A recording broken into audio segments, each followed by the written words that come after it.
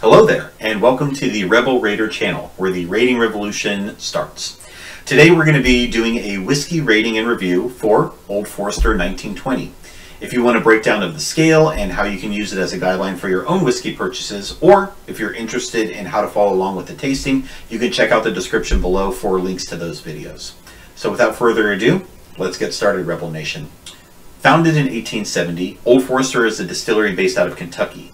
Family owned, now by its fifth generation descendant and its founder, George Garvin Brown. Let's fast forward a bit to 1890. Brown partnered with his accountant and friend George Foreman, and together they created Brown-Forman, a long-lasting legacy of spirits. Whiskey-wise, they own a bunch of popular things like Jack Daniels, Woodford Reserve, Glendronach.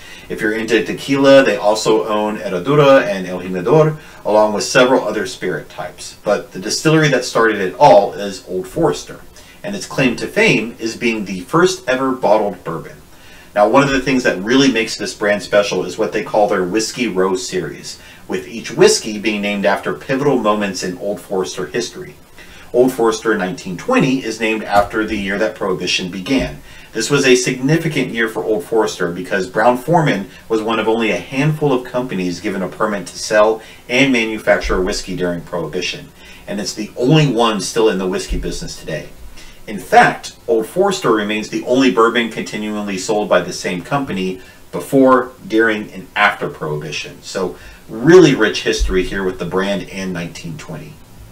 Getting a bit into the whiskey now, 1920 is classified as a straight bourbon, which all that means is that it's been aged for at least 2 years and in charred oak barrels. It's made up of multiple batches, so there's no exact age date to it, but it has been confirmed that every batch is aged for at least 4 years. It stands at about 57.5 ABV and boasts a hefty 115 proof. Its mash bill is 72% corn, 18% rye, and 10% malted barley. Now, before we get into the tasting here, one call out that I did want to mention is that I've got 2 pours here in front of me, one that's been sitting for 30 minutes and another one I poured right before the video started. So as we go along with the tasting here, we'll see if there's any noticeable differences. And let's start off with the appearance. I looked at it earlier and there didn't seem to be any noticeable difference between the appearance here, but taking a look, and I don't want to get too close because it will get the camera out of focus here, but you can see that it's got this wonderful medium amber color to it. It's extremely clear, meaning that it's high filtered. I'm not sure if it was a chill filtration process or charcoal or something else, but I can tell that they did a really good job and it's got an extremely nice appearance to it. It's definitely got some strong legs, so all that means is that the droplets, as you kind of swirl in the glass, stick to the glass and run slow, so it's got this like thick viscosity to it, which makes a lot of sense because it's got that high, 57.5 ABV. That all checks out. Let's do a little bit on the aroma and nose here. First on the one that I just poured.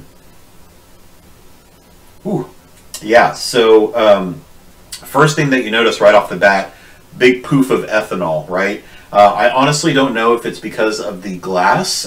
You can see that it's got a little bit of a thinner mouth at the top, so the ethanol might be culminating in the glass thing being pushed out through this like thin space, but real thick ethanol right off the bat here. But I can tell even past the ethanol, you get this really big blast of rich, powerful maple syrup is what I get. Let's check a little bit on the 30-year one. Oh yeah, so on this one the ethanol has almost completely burned off. I can hardly smell it, and yeah, that maple syrup is just even more powerful now. But honestly, on this shorter pour, I couldn't really get anything other than maple syrup, and I still don't. Maybe a little bit of like the charred oak wood I can smell, but barely anything. On this one though, yeah, it's wonderful. So the first parts that you get here, I'm going to look at the floral notes. I get dark fruit right off the top, even almost this like this citrus smell, but it's a little sour, so like sour citrus, and then of course that oak wood is coming through. You give the glass a little swirl and a turn here. I'm going to look for some other notes. Brown sugar is one that I get, and then definitely, I hate saying both of these because I really am getting both, but like chocolate and vanilla, if that makes sense. Just this like wonderfully sweet and powerful aroma and nose to it. So this is great. I think one of the things that I'll do here, I didn't look at the website because I didn't want anything to influence me, but I'll probably give a description over here of what the website says, so you can see like just what Old Forester says about its own notes. But that's what I get from a aroma standpoint. Let's do a taste profile here. First on the one that I just opened.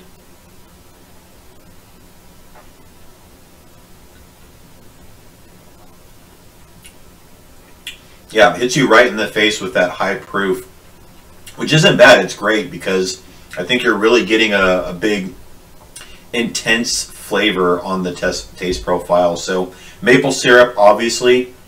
On the palate, I think some other things I'm getting from this one. Black pepper, some like spiciness to it, although I can't really tell if that's just the ethanol piece or if that's the actual taste to it.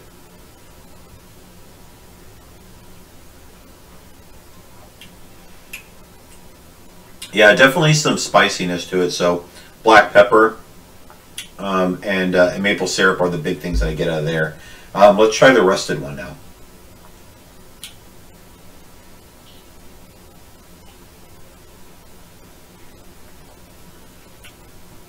Oh yeah, maple syrup all day.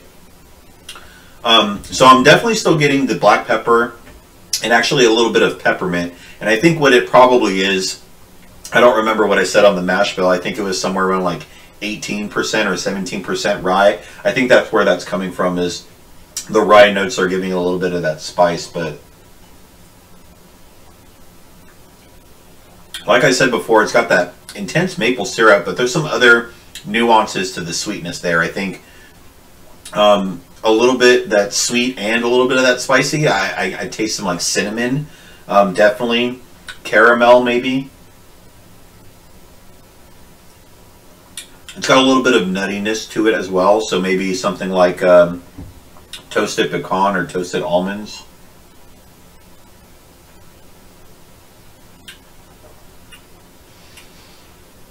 Yeah, definitely tasting some of that barrel char, so some smokiness to it, but wonderfully complex. There's a lot going on here between sweet, spicy, and that smokiness, a little bit of nuttiness. It's great.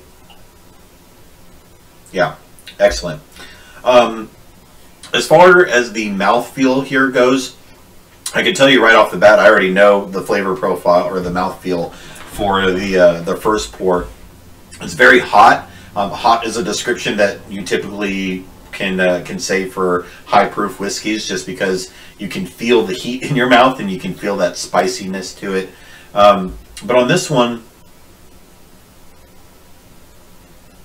the 30-minute one, like I said when we were looking at it, it had some thickness and some high viscosity to it. So I want to say that it's creamy. It doesn't really dry out my mouth afterwards because I'm still getting that sweet taste. Let's talk a little bit about the finish here. We'll start with the first pour.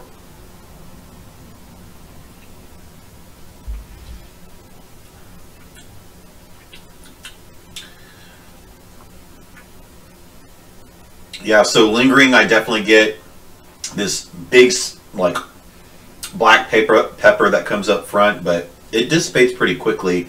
But there is that lingering, like, barrel char that's to it. And other than that, just, again, a little bit of the high proof. Let's try the 30-minute one.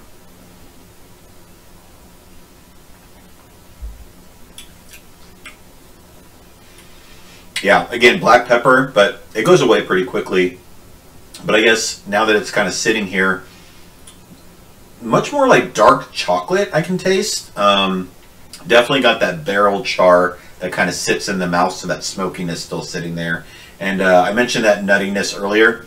I said maybe roasted almonds, but I think it's definitely like roasted pecans now, now that I'm tasting it. Definitely that pecan flavor profile to it. Perfect. So I think we've got all we need to dive into a rating here. So if I had to rate this out of 1 to 5, I would put it at a 4, which in my categories means buy it. I'd highly recommend this whiskey, and it's a great one to stock in your bar year round. It was very close to being a 5 for me, because even though it's got the same mash bill as the rest of the whiskey series, it has this really definitive uniqueness to it when it comes with that sweet, syrupy flavor profile. At 60 MSRP, I think it's appropriately priced. I might even go as far to say as that it competes with some $100 bottles, though I don't think I'd pay much more for it than where it is now. But what's really keeping it from being in that tier 5 status is the proof point in relation to the flavor profile. Actually, this would have been a really good point to include in my whiskey guideline, but that's okay. But speaking in generalities here, a high proof is typically a good indicator of a better whiskey product. The higher the proof is means that it's less diluted through the filtration process, and as a result, the notes and flavors are going to be much more clear, much more pronounced. Now, when it comes to what makes a whiskey great, you'll find that the notes and flavors would overtake the proof, in that ethanol is almost masked by the whiskey's characteristics. Specific to 1920, I feel that you really need to cut the ethanol down to get those flavors. So you either need to add some water droplets, maybe put it on a block of ice, or let it sit for 30 minutes to really, get all the flavors that you want. So I guess in short here, 1920 doesn't really stand on its own as well as I would really like. It's wonderfully complex, it's a rich whiskey, but some experimentation is needed to get in the right place to fully enjoy it. Not only for my preferences, but I think for yours as well. Probably won't be the same as mine. So for me, this is staying at a 4. Now, I did look at ratings across a dozen or so other reviewers, and most of them had it around a 4 as well. But I think one thing that is especially interesting to note here is general public sentiment. If you look on Google, there's over 200 ratings, and total they put it at about a 4.8, so pretty highly reviewed by the population. But now that we've got our rating, let's talk a little bit about some general recommendations on how best to enjoy 1920. If you got some experience with high proof, I would definitely suggest drinking it neat in a tumbler or a snifter. A more open glass will allow the ethanol to dissipate a little bit faster, as opposed to a small mouth glass like I have here. Seems to trap the ethanol in a bit, like I mentioned earlier. I'd also suggest that you almost hold the glass with your hand. I think if you did, the body heat from your hand might bring out more of those sweet syrup, caramel, and chocolatey flavors. Now, for those who are less inclined to high proof, and if you don't want to wait for the ethanol to burn off, a few drops of water, for me, the kind of like magic point was 6 drops. If you're curious, like how do you measure 6 drops, just dip your hand in some water and then let it drop from your fingertips in and just count out 6. But 6 drops was like the perfect amount for me whenever I drink it casually. I haven't done this yet, but I think using a large ice mold would be really good for it as well. That will both of those things will help cut the bite of the high proof.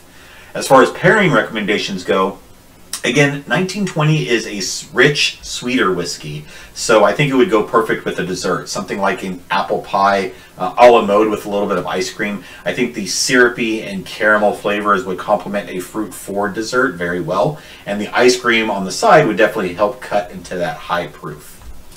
Now, for cocktail recommendation, I go with a classic bourbon highball. If you don't know what a highball is, it's anywhere between 1 to 2 ounces of the 1920 whiskey, and then about 3/4 of an ounce of syrup. Again, on the syrup, similar to the pairing recommendation, I'd stick with something a little bit more fruit forward. And then just fill the rest of the glass with club soda.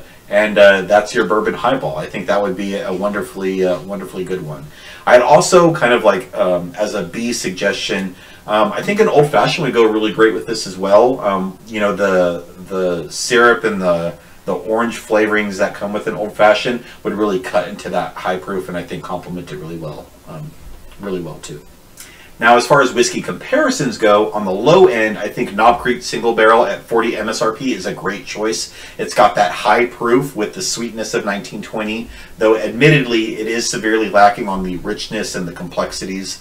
On the high end, Woodford Reserve Masters Collection is about 130 MSRP. It's got a similar proof and matching sweet flavors, though it has a bit more of that rye mash to it, and I think that'll add some, or I guess kick up some of the spicy undertones to the complexity. That would be really nice. Plus, while 1920 is readily available, that bottle is definitely going to be a bit harder to find. And that's our tasting and review, folks. I hope you enjoyed it and got some direction on if 1920 sounds like your jam. It's certainly mine, and I plan on making sure I have it stocked regularly.